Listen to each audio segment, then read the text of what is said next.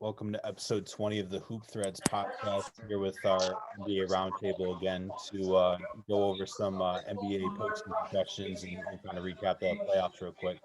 So we'll start right off the bat with question one. So that's going to be kind of what is your what were you right, where were you wrong in the NBA playoffs from this the bubble season. We'll start with Jordan on this one. Yeah, so I mean, I had the Clippers over the Bucks for the title. So obviously, I went 0 for 2 with my finals teams. I had a little bit of a beat on that Bucks Heat matchup being troublesome, but not as much as other people. Marcellus had the Heat getting through, and in the finals, was just surprised to not see Giannis take the next step. And I think I really overrated Kawhi after last offseason, how he was able to take a team like the Raptors, where they just kind of had that culture already in place. And it just wasn't there this year. The Clippers were just kind of this island of misfit toys. You know, they were pretty talented. But when it came down to it, they thought they could get by and, only show up for half the games. And that would be enough to get through. And it clearly wasn't. And on the flip side, the Lakers, I was really impressed with just how the ancillary talent there gelled. I was a little confused with how they had built their team, around LeBron and Anthony Davis this offseason. But you get guys like, the first one I mentioned, Rajon Rondo. He's a bit of a polarizing player, but he's a dog. Like when it comes down to the mental aspect of the game, like he literally just said, like, I think in the championship celebration, something along the lines of, he knew that, once him and LeBron were on the same team, they were winning the title because there was no way the team was going to beat them, 4 times before they beat them 4 times. So, Rondo was a great pickup. KCP, played pretty well throughout the playoffs. The entire team just stepped up, but honestly, to me, it was just a testament to the greatness of LeBron James, proving that he's right there. And the only argument, for him not being the greatest player of all time is just the rings argument. And I think that's a very flawed argument that he is probably going to debunk by the end of his career. So, was just really impressed with the Lakers. And obviously having Anthony Davis there was a big difference maker. So impressed with the Lakers, sad about my Jazz. But I do think they're much closer than people think.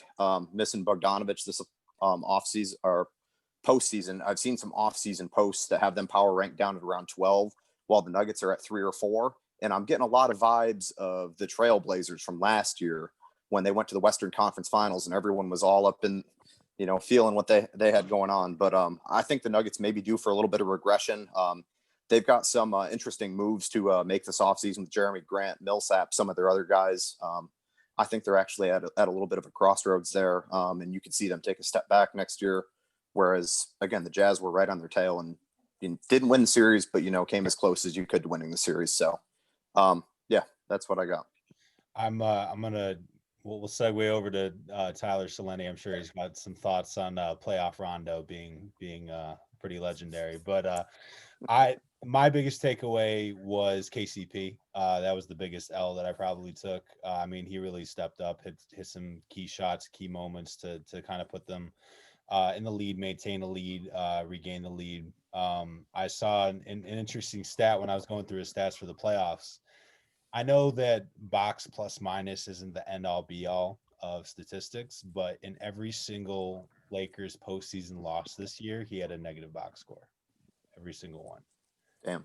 Every single one that he had a positive box score, they won. So it's obviously, like I said, not the end all be all, but when he had like a negative 15, I think he shot like 2 for 7 or something. I think it was in game 2 of their second series and they lost. So I just think when the shooters around LeBron aren't hitting, it makes it a lot more difficult because like Marcellus said in the last pod, that forces him to score. And that's obviously not what he wants to do off the bat. But I will take my victory lap with Ramona Shelburne about predicting the Lakers to win the finals this year. So let's go to Sollenne. What were your takeaways for that question? Go stretch. Make sure you stretch before you take that victory lap. But so I'll say like that. I feel like I felt a little bit more validated, vindicated about Giannis kind of like being like a stud, like number 2 guy. But like I still feel like he does need another guy who's like a playmaker, initiator, scorer that he can help share the load, and maybe even he can kind of play off of a little bit. And I think that's going to be going. It's going to be a big thing for the Bucks heading into this offseason, but we'll get more on that later. I'm also going to say I'm going to still give myself a little bit of credit and say that I was semi-right back before the playoffs. I said, will the real Jamal Murray please stand up? And because he has a lot of games where he might get you like a big scoring game, but then he might disappear like the next night. And I think a lot of people might assume that, oh, well, he clearly answered the bell and he arrived at like, didn't he? But I'd be like, I'm still not 100% there. And like, yeah, he did have a lot of games where like he went off, but then he would like follow it up the next night with a solid, but like still not that good, like maybe 14, 17 point like game. And I think that for the Nuggets to take that next step for where they want to be, he needs to hover a little bit more consistently around like 20 to somewhere between 20 to 25 points. And like his off nights need to be like around 20 points. His off nights can't be like 12, 14 points like they kind of have been. And like then you relish the nights where he goes off for 40, but then the nights where he's not on, you're still getting about 20 points out of the guy. I think that that's something that they need in order for them to take the next step, because I don't really have any questions for Jokic. That man showed he's a grown man. I was a little bit right. I used my Duncan Robinson. It was my playoff X factor.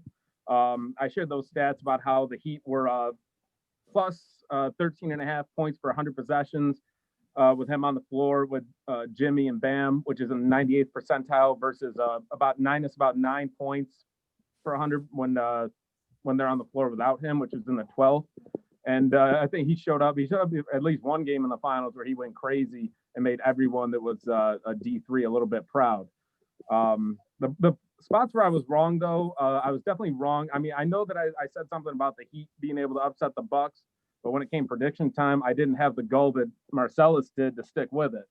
And because I thought that maybe the Bucks defense would find a way to kind of overcome their offensive shortcomings, but it just wasn't the case. They really need that another initiator scoring threat. And finally, I think I was a little bit wrong about the importance of depth in the playoffs, because like, teams like the Raptors and the Celtics, everybody would always talk about like how deep they were, but when it came like crunch time and playoff, like late in playoff series when they're down facing elimination or whatever, their depth disappeared. Like the Celtics and they went to like a rotation of 7 guys, and the Raptors basically did the same thing where their rotation was really 7.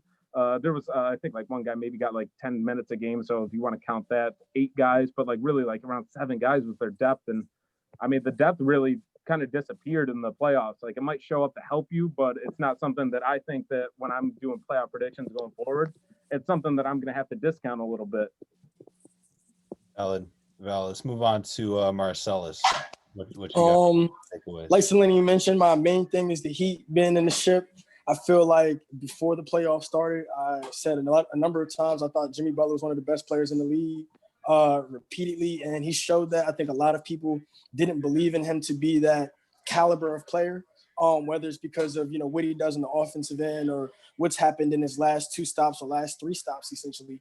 But he showed that for one, he's a leader. He's a dog on defense, which we already knew. He can score with the best of them, and he's just a complete player that can lead a team to a championship. So that was my main number one biggest takeaway as far as being right, as far as being wrong. Of course, I picked my Trailblazers. I was picking from the heart, and it was looking good in game 1, and then we just got smacked the rest of the way. So I mean, it happens. Sometimes you follow your heart, and it leads you into a bad place. And there's a lot of relationships that I've been in, and it was the same way. So I mean, that happens from time to time when you do that, but. Also, we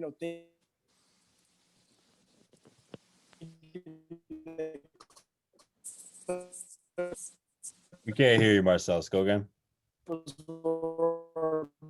Better team. Oh man. And we're gonna, be able. That kind of hurt me because I really felt. Can you hear me now? Yeah. Can you hear me now? Damn, I'm talking into the mic. All right, can y'all hear me now? Yeah. Can you hear me? Yep. Y'all can hear me? Yeah. All right, bet. So yeah, all right, bet. So the Clippers not being able to beat the Nuggets, like I said, that hurt me because I'm a big fan of Kawhi Leonard, just the way that he approaches the game and just life in general. So I thought that they would have had a better finish, like a lot of people did. But at the same time, I think the Nuggets are a team to beat. I don't think the Nuggets are going to regress. I think the Nuggets are only going to get better, and we're going to end up talking a little bit more about that in one of my future answers. But those are my two, I guess, biggest takeaways as far as negatives with Portland not making it deep, and with the Heat, ended up in the championship, and unfortunately losing to LeBron and the Lakers.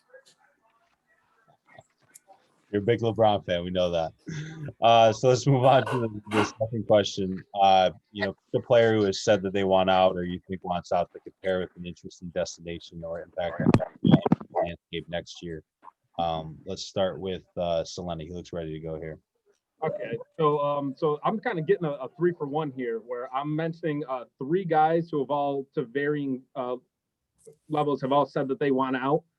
So the guys I'm going to be talking about are Buddy Hield, Victor Oladipo, and to the lesser extent of wanting out, but has still mentioned something, Miles Turner. So in this one, I'm going to try to make everybody happy. The Kings get Victor Oladipo and Miles Turner. The Pacers get Buddy Hield, Bielitsa, the 12th pick, and a future lottery protected first pick. That's mine to throw out to try to make 3 guys happy. It's a lot of mouths to feed. Jordan, you got something for that? Yeah, I got a couple. The first thing, for someone who said they wanted out, I don't know how closely you guys follow Twitter or how unusual this is, but Danilo Gallinari went out of his way to specifically congratulate the Lakers on winning the title. Not something you usually see from just a random player from another team. He's basically mentioned he's at the stage in his career. He's older. It's winding down a little bit. He wants to chase a ring. So I think he's a guy that could definitely fit in, and maybe if he will accept the role of a 6th man kind of coming off the bench, because for certain his defense is a huge liability, but that man can still score buckets. So I would expect Danilo to turn up, whether it's maybe even on the Lakers chasing a repeat with LeBron. I think he's going to be on a team that's well within the championship hunt this year. And then just for a quick trade idea going off that, because I got to include my Jazz here a little bit. It's been reported Stephen A. Smith is saying the Clippers are trying to get a point guard, and the Jazz are really trying to give Donovan Mitchell the reins, which could make Mike Conley expendable with a team option, or I'm sorry, a player option left here on this 1 year he's got left on his contract. So basically Mike Conley and maybe a 1st-round pick or 2 for Paul George is what I'm proposing. Conley would give the Clippers some steady point guard play, which it seems like Kawhi and some other members on the Clippers definitely feel like they need. Just seems like that Paul George relationship with the Clippers didn't exactly end so well in the playoffs. And it's always nice to reunite Joe Ingles with his son. So we'd still take Paul George in Utah. Damaged goods and all. I love it. Marcellus, what you got? So I feel like the Clippers need to make a change too. I felt like that was their biggest issue the entire playoffs, the fact that they didn't have a point guard. I think that Patrick Beverley is a great defender. He technically plays the point guard position, but he's not necessarily a facilitator. And I feel like the best facilitator for their team would be John Wall. He can play fast, he can play slow, even though he's coming off this Achilles. I think that he's going to still be a decent player. He should be a smarter player. And I've said for a long time that I think the Wizards need to get rid of him. So I think that trading Paul George for John Wall, I almost said Paul Wall, trading Paul George for John Wall would be a great trade for both teams. So that's my big one. I think that it'd be great for Paul George to kind of get out the spotlight that is that has become the Clippers. When he was playing in Indiana, it was a place that didn't have a lot of expectations for him. He was a late bloomer, and I think that, coming back to a situation like that in DC with Bradley Beal would be a great 1-2 punch. They both play, great offensive players and play well on the defensive end. And I feel like, if they did make the playoffs, even if they got to be a 5th seed, that would be deemed an accomplishment for this Washington team. And I feel like that would be a good season for Paul George too. So that's my one hypothetical trade that I think will work out great. This is a quick side question that we really didn't go over in advance. But what did you guys think the Clippers' biggest issue was this past offseason? I didn't watch a ton of their series, if we're being honest. What do you guys got for me there? Is it on PG, on the surrounding pieces, on their bigs? What do you guys got? I think it's the point guard play.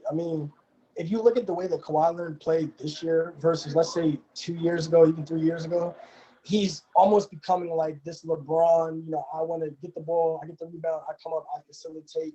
It's almost like the offense is centered around him. In addition to the fact I just saw on Twitter recently rumblings about how they didn't like how he was taking games off. And I feel like if you have a point guard that says, all right, Kawhi, you get the ball here. Paul George, you get the ball here. You need that player to facilitate, because when it's your best player, not everybody is LeBron James. I'm not the biggest fan, but that is one thing that he does extremely well as far as facilitate and lead teams. And I don't think that Kawhi Leonard is that facilitator, in addition to being a great defender and scorer. So I think if they did have a good point guard, even if it's not a player that can score, just a point guard that really is going to facilitate and initiate offense, is not necessarily worried about his own, I think they would have had a better season and finished off with the championship. You guys got anything else, or we're moving on to the next one? Yeah, I got to take this one next. I was pretty heavy on Paul George coming into the playoffs in terms of this being a proving grounds for him. This is his chance, his best team and opportunity. And I mean, the fact is he blew it. They traded 4 first-round picks to get him from the Thunder last year, whatever. They mortgaged their entire future, and this man wasn't there for them.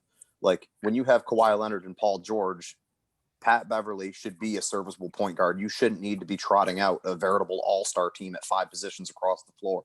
You've got Kawhi, who's a top 3, top 5 player in the league. Paul George, at points here in the last year or two, has been borderline top 10. I mean, his stock's been hurt a ton this offseason. To me, it's completely on Paul George. Kawhi wasn't able to bring it every night. And, in the regular season, he was, resting, taking some games off, and Paul George was able to step up then. But when it matters here, Paul George is just putting up clunkers, whether the spotlight was too much or whatever it is, going and playing for his hometown team. Whatever the deal is, I mean, he didn't show up, and it's completely on his shoulders. I mean, he's the top whatever player in the league. He's the second best player on the team. He's the one that they mortgaged their future for, and he wasn't there. So I don't see how he's not the answer. I think it's kind of crazy that we all at the beginning of the year, we didn't think he was Batman. And I feel like after the playoffs, a lot of people just doubt that Paul George can even be Robin on a championship winning team, because he's Batgirl. I'm not going that far, but yeah. I think what the Clippers need in order to get right for next season, not getting any moves, is that they need to hope that Kawhi Leonard ends up in a tornado and ends up in whatever that land is that Dorothy end up is on the yellow brick road. Kawhi needs to get to the Wizard and hope that team can find some heart, because it looked like they got punched in the mouth by another team that wasn't afraid of them, even when the Nuggets were kind of coming back, and they didn't have the heart to overcome it. They didn't have the guts to board it down and step it up. When another team gives you their best blow, it seemed like they just took it and they went in the corner and hid.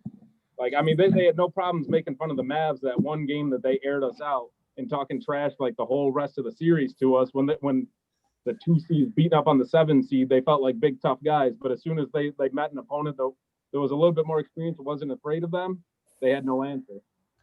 I was kind of honestly wondering do you guys think that this iteration of the Clippers team is basically the first year of the Miami Heat, and it's just once this gets clicking, they can be a dynasty, or you guys feel like you're pretty over that as far as being a dynasty in the NBA for the next couple of years?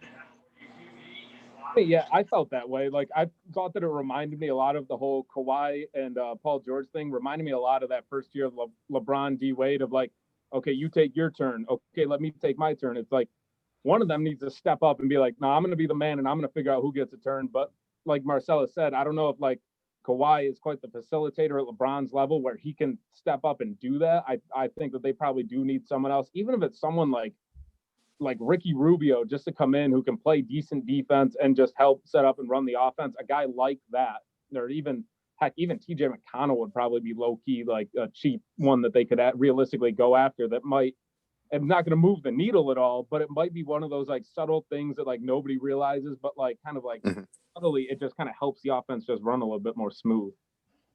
For sure. You guys got anything else? My last thing ends up.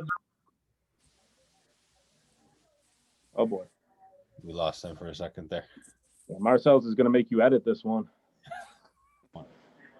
All right, so my whole thing is, who's the leader of the Clippers? I mean, I feel like that's where a point guard typically comes in. I mean, we've all played basketball. A team scores on you 3 times. A lot of times, there's somebody like, hey, we need to buckle up, or there's some vocal leadership, or a lot of times it ends up being the point guard to kind of slow the game down and maybe speed the game up or to change the tempo. And they don't have that. Obviously, Kawhi is somebody that doesn't talk. Paul George is like, I'm the second best player, or I want to be the third best player, or whatever he is. Lou Williams is too cool to be the leader, I guess. I don't know. I mean, Montrezl Harrell wasn't even there half the bubble. So, like I mentioned, I heard somebody mention Doc Rivers potentially being the leader, but he's the coach. So, of course, teams band against their coach half the time because the coach is not on the court. They don't have a leader. And, I mean, Patrick Beverley talks a lot, but he's not really that good. So it's like, who's going to really listen to that guy? I don't think they have a leader. And, I mean, hopefully that changes. That's a hot take. I don't know. I think it's Kawhi, but it worked so well for him in San Antonio and Toronto because I think that they were better built and they had a lot more veteran leadership and the coaching was really, really good. I mean, I'm sorry, I don't know about you guys, but I'll take Nick Nurse and Popovich over Doc for sure. Easily. No doubt. Yeah. So Jordan and Sollenne, you got something? Jordan, you go first. Yeah, no, I mean, I'm with that, with what Marcellus said in terms of not seeing leadership there. Whether you think you need a point guard to step in and take that role, or whether you think being highly paid and being a top whatever player in the league, you should have a little bit of leadership like that. But I mean, Kawhi is a bit of an anomaly like that. He really thrived in his previous two stops because of the culture and because those teams were built around good fundamental basketball and solid coaching. The Clippers were a player-run team of just, again, an island of misfit parts that were put together. They're trying to take a bunch of random car parts and, put a Ferrari together out of it. And, they couldn't do it when it came down to it. I don't see where they have that player on their roster now. Like, I don't think Ty Lue is going to be the coach that brings them together. I don't know. I just don't see that out of him. So unless they make some sort of trade this offseason to really shake things up, which I don't really know what parts they have to deal without honestly moving on from Paul George. But if you're going to give up on him after 1 year and, mortgaging the farm for him, that's a tough pill to swallow too. So, I mean, they could be in a tough spot, but I will say the one thing I've learned is, I've felt pretty rock solid on a lot of takes and a lot of my opinions and feelings, at various times throughout the year after, the end of various years and whatnot. And I've seen that things can just change on a dime. So I'm just trying to be careful in writing the Clippers off completely. But at this point, I do agree a lack of leadership is a huge deal for them. And I think it's, something that potentially if they don't solve that, they're not getting over the hump.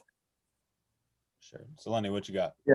I hope that Kyrie is somewhere taking notes, little notes to Irving about what happens when you have a player-run team. I mean, I love Steve Nash, but buckle in, my guy.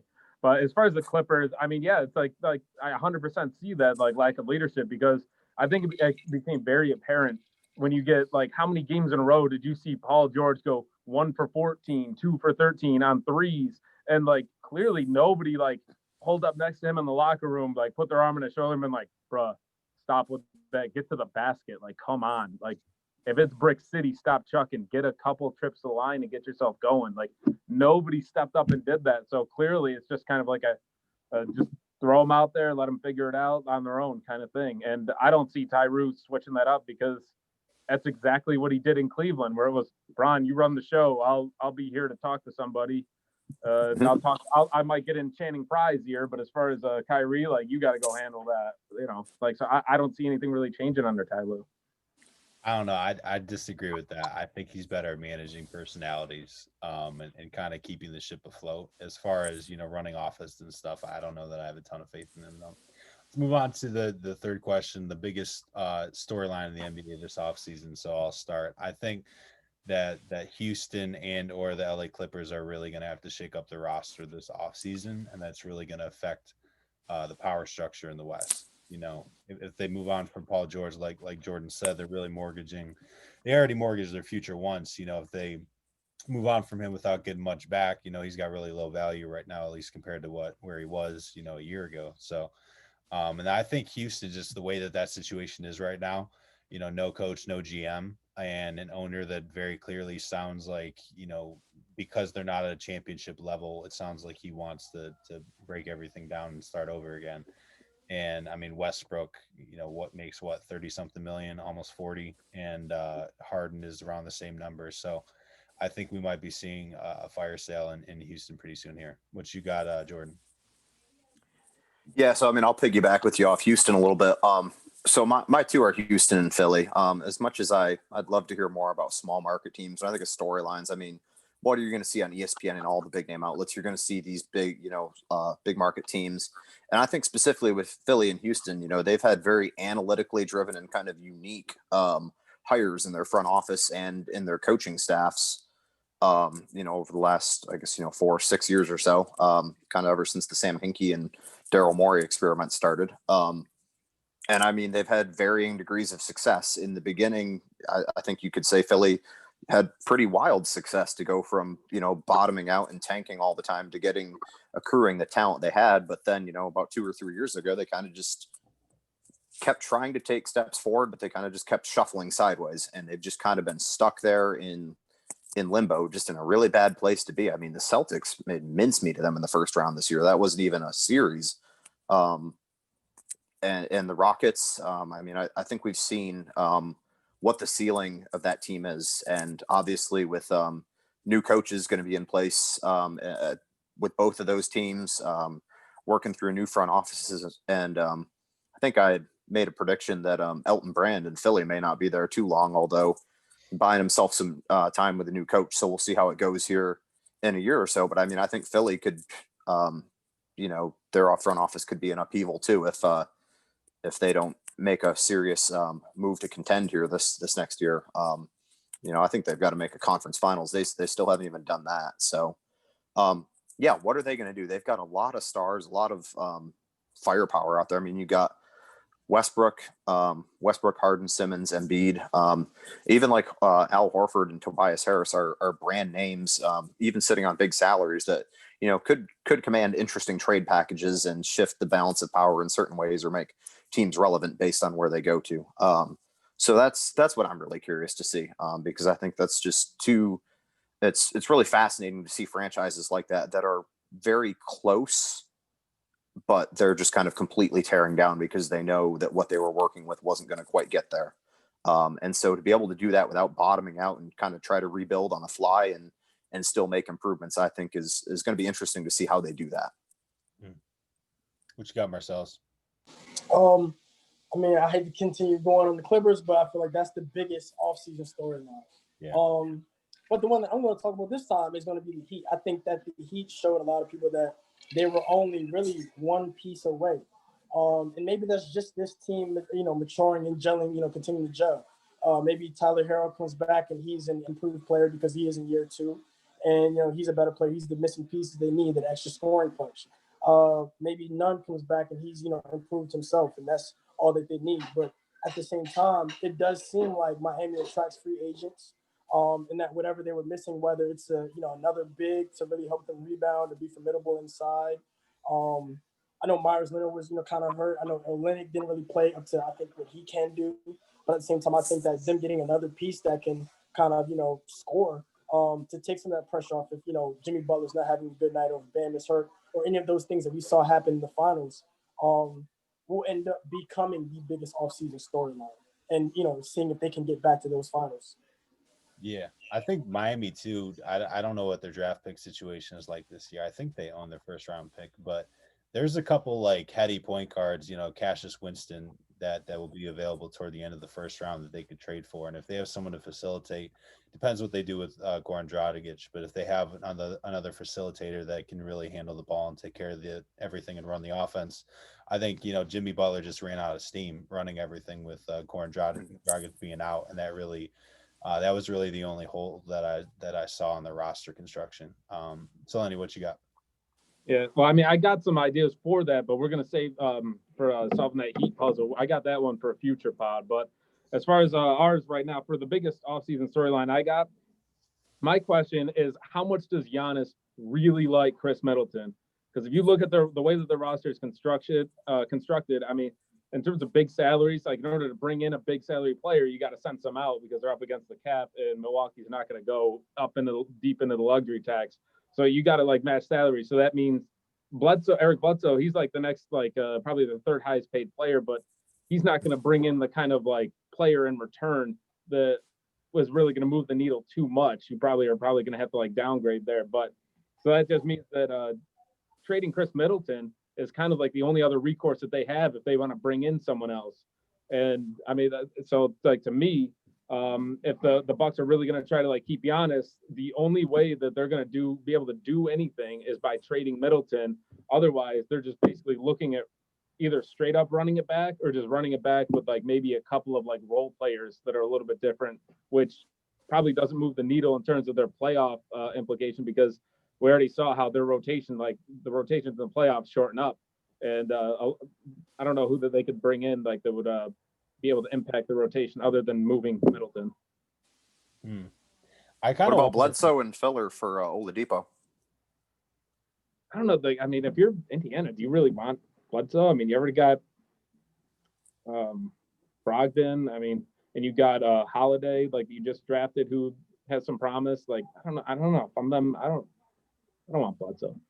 I wonder if Lonzo could fill either one of those holes. You know, Lonzo Ball, you could probably get him for something relatively cheap. You know, Oh no, he's going to get paid. You think so? Oh yeah, they're very high on him in the Pelicans front office. At least according to their beat writer, who I know. But we'll yeah, they're very high. They're much higher on Lonzo than they are on Drew Holiday. Drew Holiday can be had. We'll get to that one in another pod, but. I've heard that for 2 years. I've been waiting for him to go to the Jazz for 2 years. He's absolutely phenomenal.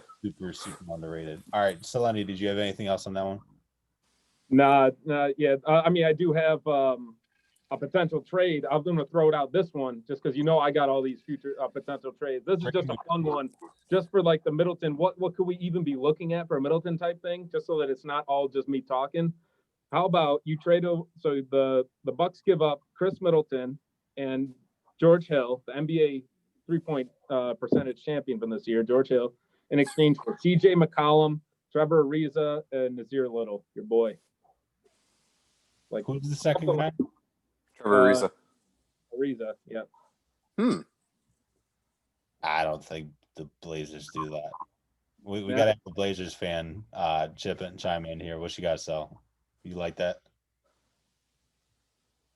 Somebody on their team can play some defense for once. This man's frozen again. No, I think that seems like a bit of a lateral move for Portland. They probably like McCollum just as much as Middleton. It's a slight step down in like scoring and maybe a little bit of a step down in playmaking. I mean, McCollum probably gets like 4 or 5 assists, whereas Middleton gets 3 or 4.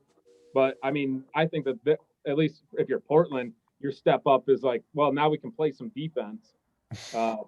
And whereas like for the Bucks, you're like, well, we got someone else who can handle the ball, can initiate a little bit more than Middleton can. So it's like a slight step up. I think that both teams kind of fill each other's needs a little bit there, but I don't think that that's a deal that the Bucks do. But I think we got Marcellus. Yeah.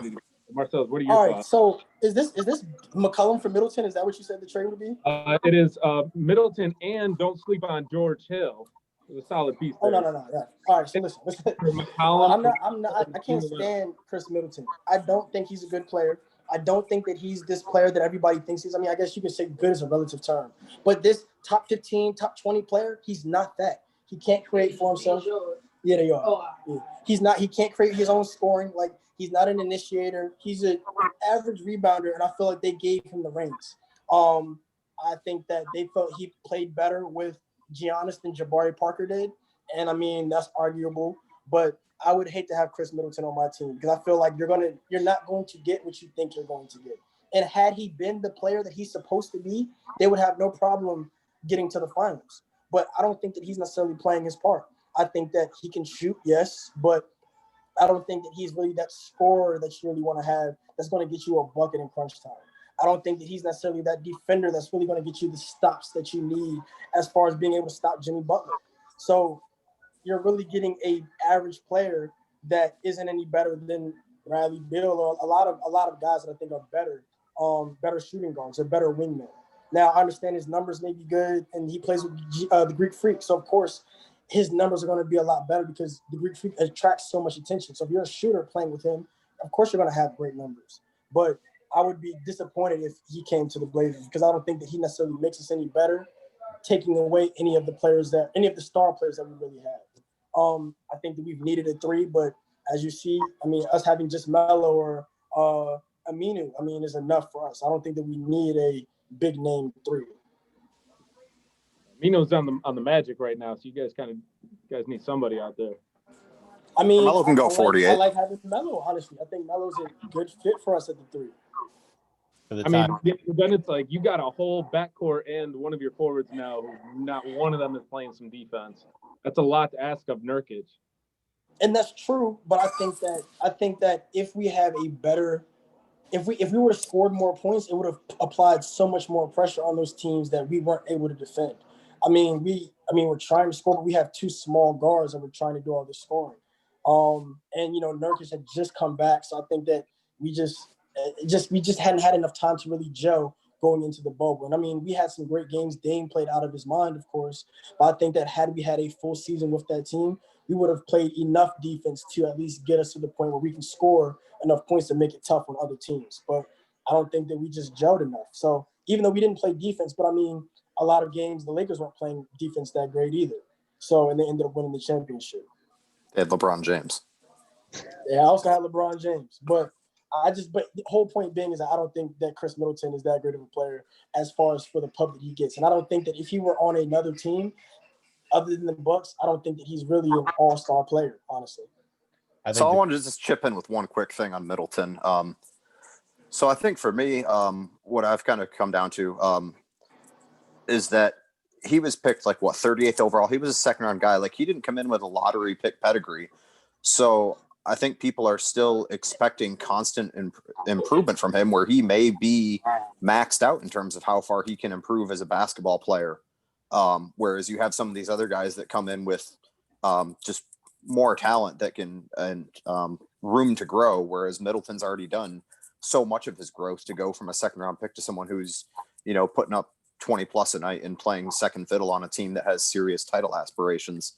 And I do agree that you get better looks playing alongside Giannis, LeBron, any of these just great players, but at the same time there's not too many players in the league putting up 50, 40, 90 lines like Middleton has done before. So, you can say you get all the open looks in the world, but you still got to knock them down. And he's went 50, 40, 90. So I think that accounts for something. I think he can definitely shoot. He can definitely shoot the ball, but I think that they need someone else to be able to create offense.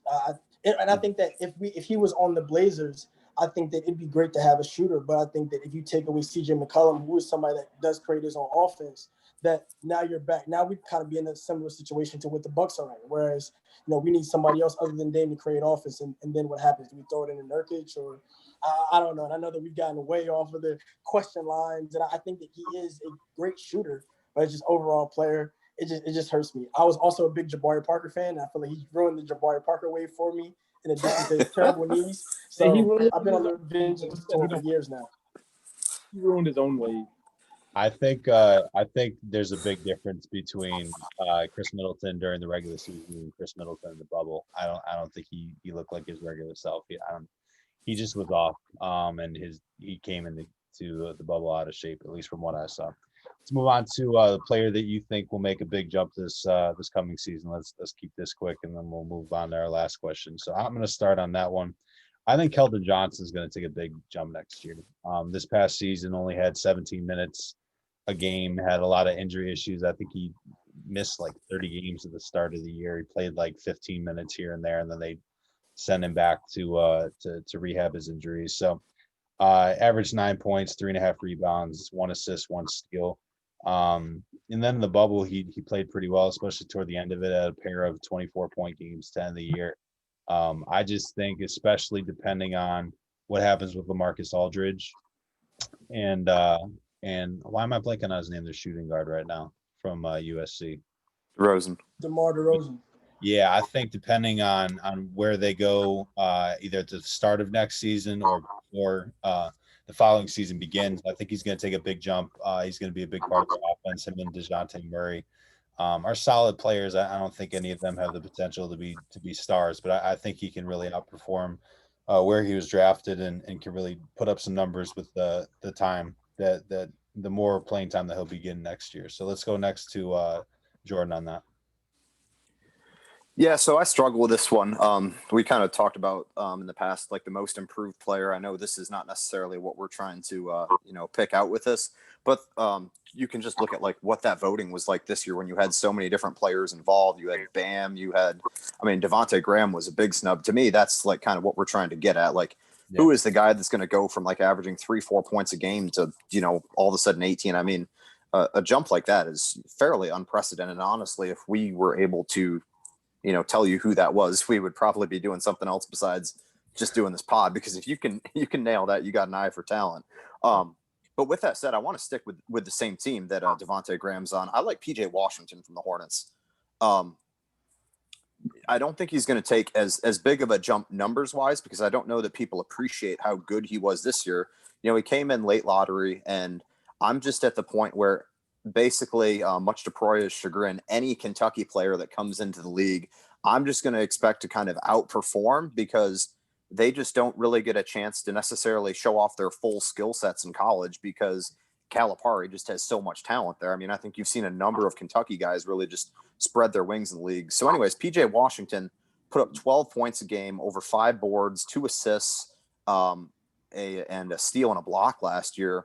As a rookie, shot 37% from 3, 46 from the field. He was only 65% from the line. So that's, somewhere where I think could be big room for improvement. And you look at this Charlotte team, depending on what they do with this pick in the draft, like if they end up going with Wiseman, or, they don't end up going with like an Edwards or a Ball at the number 3 pick, if they're not there, like, are they bringing in someone who is really going to just demand the ball and just need that usage right off? And I'm not sure that they do. And so who else do the Hornets have? Like Malik Monk has never really quite panned out yet. And you've got Miles Bridges, who has floundered a little bit and came into the league as a bit of an older prospect anyway. So I think PJ Washington showed just a tremendous amount of promise last year. And I wouldn't be surprised to see him, putting up a line like 16 and 7 this year, 16.7 boards, up that free throw percentage a little bit. And he showed a pretty sweet stroke from 3. I mean, it wouldn't be out of the realm of possibility for him to be 40% from 3 next year. So give me PJ. Got you. What you got, Marcellus? I'm going with Michael Porter Jr. If you look at the way that he played in the bubble, I mean, he's undeniably probably a top 15 talent in the league. And I don't think that we've really gotten a chance to see him, because, of course, he didn't play at Missouri. He didn't play his rookie year. They kind of, I guess, really like nudged him back into the lineup as far as just being on the team and being able to play with the minutes restrictions. And, I think he played 55 games and started 8. I think all 8 were in the bubble. And I think that we saw the player that he can be. Even, if you date back, if you look at the playoffs in the bubble, when he said, I feel like I should have got more touches, he was right. And we saw it the next game, he hit that big shot. Now, at the same time, maybe that's not the best thing, to say, but he was right. And I think that with him, getting more touches and being a better player and being a true third option for that team, that they are a better team. I hope that they can pay Jeremy Grant. I'm not sure what they're going to do about Paul Millsap, but I think that it's a definite that Michael Porter Jr. deserves more minutes, and that with those touches that he's going to be, every bit as great as his talent, shows that he can be. The coach in me wants to say that Michael Porter Jr.'s defensive effort and his positioning offensively and defensively, as far as just knowing sets, knowing where to be for the rebound, just wasn't where it needs to be. And I think in the NBA, it's if you can play right from the jump, you play right from the jump. But in a situation like that with a stacked front court, if you're making little mistakes like that pretty consistently, I think they're going to give the edge to the veteran. Though I will agree, I think Porter Jr. should have played more for sure. But my thing is that I think it's just that with that, it's like if you look at it, that's a young player.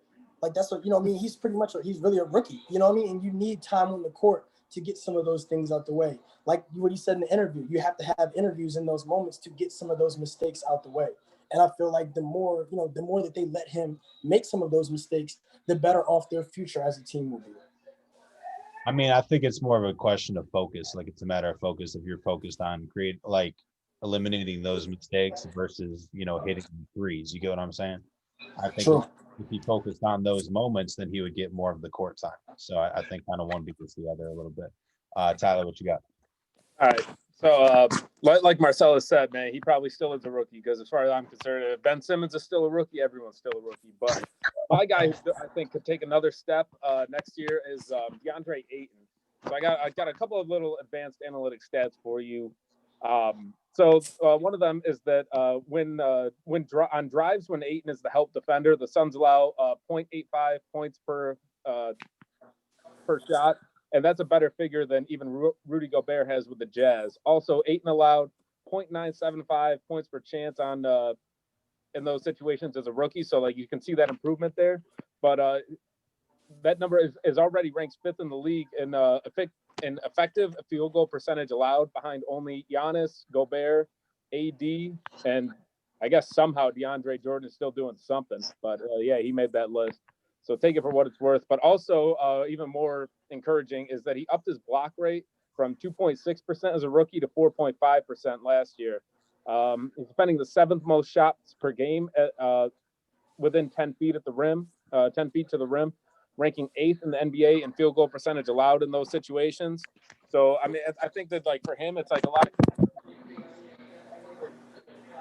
he's already shown that, one of the big questions about him going into that draft a couple of years ago was how much effort were you going to get out of it? It wasn't about talent, it was about effort you were going to get out of him. And it seems like if he's up there, those numbers showing that he's up there contesting shots up close, those don't happen by accident. Like big men, they got a challenge at the rim. So if he's already showing up the effort, if he's putting in the work there, and he can just continue to make some strides mentally, I think that he could really help make the Suns kind of an actual contender in playoff talks. Also, I got to throw in, because this whole podcast, I haven't mentioned my son, Luka Doncic. Boy, if he takes y'all going to be shook, and you could book Giannis coming to us. But big shout out to Luka. Take that step, my guy. So the last question, an NBA commentator personality that you would like to see replaced by an underrated Twitter head, or someone that a former player, someone kind of that's involved in the media scene but isn't on ESPN or First Take or Fox or these other shows. So let's start with Marcellus. I'm trying to take out Chris Webber and put in Iverson. I'm tired of hearing Chris Webber talk about nothing on TNT. Sick of it. I feel like Iverson at least keeps it real, as we all know, and it would be just a way more exciting person to listen to. He'd have some stories to share, I'm sure, too. That too. Yeah, I'm sure he'd have some good ones. What you got, Jordan? First, this reminds me, I want to pour one out for TNT's Players Only broadcast. Those were the worst things ever. I'm so glad they got rid of them. Those sucked. Yeah, I'm going to change the parameters of the question a little bit here, because I didn't have an answer I loved, but I'm going to go with the Van Gundy brothers. Jeff, I'm just tired of listening to him complain about the state of basketball and how everything is wrong in the game all the time. When you're calling high profile games and dealing with sometimes, casual viewers, they don't want to hear somebody who is just running down the state of the product and just complaining about stuff all the time. Meanwhile, his brother Stan, this was really his first year getting on air, but I'd love to see him continue to get more exposure and be able to call. I think he was paired with Ian Eagle for a few games, and Ian Eagle's a great commentator. So those two together, Ian was able to tell the story of the game, what was going on, and Stan Van Gundy, they just really worked well together. Stan was able to just share knowledge that you could apply, whether you're an advanced follower of the game or whether, you're just watching basketball and you kind of follow it casually. Really thought Stan talked about the game in just a way that was very relatable and easy to understand, and could make cogent points. So would love to hear some more of that. Tell me something I didn't know, and, bring something to my viewing experience of the game. Don't just, tell me how the charge is a terrible rule and, go off on all these other rants about how the product is just terrible nowadays because superstars get all the calls or whatever. Yeah. So I can't agree more about that one. I find myself actually kind of rooting for Jeff Van Gundy to get the Rockets coaching job just to get him off of my TV. And selfishly, I'm hoping that Stan Van doesn't get either the Pacers or the Pelicans job that he's among the finalists for, just because I want to keep him on my TV. Big shout out to Stan Van Gundy, SUNY Brockport alumni. There we go. But so obviously the guy that I want to pull out of the broadcast booth is Jeff Van Gundy. Close second is Mark Jackson. I'm kind of over him, but if I got to bring in someone to replace him, maybe we could throw in Scout with Brian. No. Oh, this guy. No, that would be terrible. Not that clown. But honestly, this is a little bit of a homer pick, but I want to get Dirk in there as a color guy, just because there's only been 2 times that he's brought in to kind of been featured during a mid-game like broadcast, and both times that it was while he was hurt, because he wasn't really hurt very often, but both times when he did it, like he always had like something happened in the game, and he gave us like some kind of memorable like meme or like something. Like when there was a Dwight Powell like alley-oop dunk where he like dunked on someone, and Dirk just yells out, "Oh, shut it down! Let's go home!" And then he dropped the mic and he left the broadcast. Like, yeah, I would love to see some of that, man. Dirk's a funny dude. Let him get up in there. I should have seen it coming. I really should have. So I think mine is going to be replacing either Max Kellerman or Nick Wright with Doris Burke, because some of the slander that you see is just ridiculous. I really love hearing Doris Burke whenever she's the play-by-play on games, and she just provides such great commentary. And to see her go from like sideline reporter, I was watching an old game from I think the mid 2000s the other day with Yao Ming in it, and she was the sideline reporter. I was like, wow, we were really spoiled, to have someone of that caliber, bro, as a sideline reporter. So it's cool to see her journey, and I would just love to see her replace. After I saw the every time I see the throwback of Max Kellerman saying that he would rather have Andre Iguodala take the last second shot than Steph Curry, I just want to turn off whatever I'm watching it on. It's just like, I don't know how you got to where you're at. It's absolutely crazy to me. So any last words, parting shots for us, and we're gonna sign off now. Just make sure you add Doris Burke when you post this. I'm rooting for you, Aaron. At Doris Burke. As a therapist, I can also back up that Doris Burke looks like the therapist that sits there with her arms crossed or legs crossed and leans back in the chair and says, "So tell me about you." but she's the love of Aaron's life, and we're gonna root for her now. Hey, I gotta chill. We love Doris. Doris is cool. I got no beef with Doris. I mean, with all the other clowns that are out there, I got no beef with Doris. No, it's terrible. Yeah, I got nothing to add about Doris Burke, but I'm just my close second behind Stan Van Gundy was LeVar Ball. Really think he needs some more airtime. Yeah. I think that's maybe the sign that we should end the podcast. So it's been fun talking with you guys. Appreciate the time. Next time, I think we're going to discuss the draft, and then as some of this offseason stories just unfold, we'll tune in again, put out some more content for our pod, man. You got to plug it. Say again? I can't see it. Oh, you can't. Oh, yeah. Screwed it up. Yeah, that trades, the hot take trades. I got some good ones on here. Solenne's ready to go with this hot take trade machine. We'll look for that in the near future. They're all trade machine approved. They all go through. All right, gentlemen. Have a good day. All right, holla at y'all. Easy.